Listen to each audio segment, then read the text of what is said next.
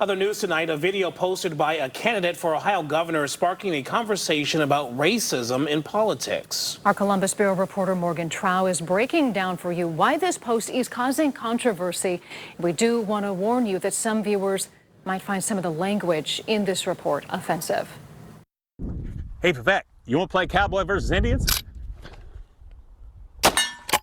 In a video posted on social media by Ohio Republican gubernatorial candidate Casey Putsch, 100% it's a threat. Professor Deepak Sharma was horrified to see Putsch targeting frontrunner Vivek Ramaswamy using racist language and a weapon. This person is fueling xenophobia in the United States, and he's doing it in the most egregious way. But in an interview, Putsch claims that he wasn't being racist nor threatening. I am also supporting the Second Amendment and exercising my First Amendment right to make a joke that lots of people think is actually funny. He says that people are being sensitive, and he posts a lot on social media that shouldn't be taken seriously. He posts about Indian people like Ramaswamy routinely, saying to deport all of them, including the fellow candidate. How would that be racist? Because there are people that should be deported to all different places of the globe. And just because we might joke about deporting Vivek, how does that have anything to do with race, other than the fact that he's questionably American, and it's a funny joke, too?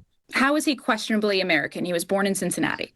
Yeah, he was born to Indian foreign nationals who came here just to have an anchor baby. And Sharma says dehumanizing comments have been common in politics, and policies like mass deportations have been embraced by the Republican Party and Ramaswamy. But there is some irony to this, is that he has supported these positions, and he's supported Trump, and he's supported Trump's rhetoric, and it has come back to bite him. Ramaswamy declined to comment, but his running mate, Senate President Rob McCauley, addressed racism in politics. I think it doesn't matter what party you're in. We've seen political violence happen. Oftentimes we've seen that on the left.